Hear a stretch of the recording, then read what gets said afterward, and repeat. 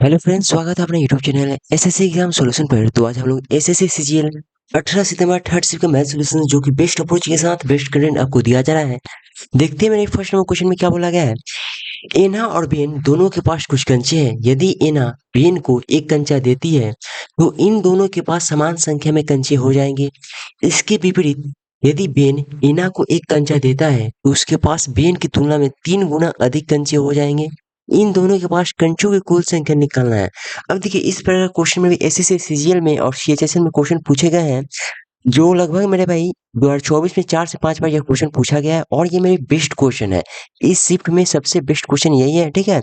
इसका मेरे सोल्यूशन हर जगह आपको बढ़िया तरीके से नहीं मिलेगा, तो हम लोग यहाँ पर स्मार्ट अप्रोच के साथ इस क्वेश्चन को सॉल्व करेंगे। तो आइए जानते हैं कैसे करेंगे। एना और बेन है, कौन है? एना है और यहाँ पर कौन है? बेन है, ठीक है। क्या बोला कि यदि एना बेन को एक कंचा देती है, यदि एना जो है बेन को एक कंचा देती है तो इन दोनों के पास समान संख्या में कंचे हो जाएंगे। यानी मान लीजिए कोई संख्या यहाँ पर होगा, यहाँ संख्या होगा, एक देगा तो क्या हो जाएगा? एक से यानी समान संख्या हो जाएगा, एक से एक, ठीक है। डायग्राम पहले आपको समझा देते हैं। इसके विपरीत यदि बेन एना को एक कंचा देता है, यदि बेन मेरे भाई एना को एक कंचा देगा तो क्या हो जाएगा? मान लीजिए यहाँ कोई संख्या होगा, ठीक है। तो बेना बेन की तुलना में 3 गुना अधिक कंचे हो जाएंगे किसके पास? तो एना के पास। यानी बेन मानते एक्स हो जाएगा तो एना कितना हो जाएगा? 3x कंचा हो जाएगा। अब ये पूरा का पूरा ये क्वेश्चन इतना बोला गया है, इन दोनों के पास कंचों की कुल संख्या में निकालना है। ये पूरा पूरा क्या ये क्वेश्चन है भाई। सॉल्यूशन कैसे होगा? तो देखिए, इस पर क्वेश्चन में सिंपल सा हम लोग जाएंगे क्या कि यहाँ पर जो संख्या है, जैसे एना मेरे भाई एक संख्या एक कंचे जो बेना को देती है, तो यहाँ पर हम लोग देखेंगे ऑप्शन में कि ऑप्शन इनका क्या होगा। मेरे भाई ट्रिक लिख लीजिए आप लोग कि कभी भी ऑप्शन मेरे भैया ओड में आए तो वो मेरे भाई ऑप्शन नहीं होगा, ओड ऑप्शन आंसर नहीं होगा, ठीक है, आंसर नहीं होगा। ओड ऑप्शन आंसर नहीं होगा, यानी 11 और 9 मेरे भाई आंसर नहीं होगा। तो कौन सा होगा? तो इवन, इवन में मेरे भाई कौन? इवन को हम लोग क्या करना है, इवन में देखिएगा तो ऑप्शन नंबर कौन है? तो यहाँ पर 8 है और डी में आइएगा कितना है? 10 है। तो सिंपली 8 10, 8 10 को इस प्रकार मेरे भाई आपको तोड़ना है कि जोड़ने पर 8 आ जाए और घटाने पर 2 आ जाए।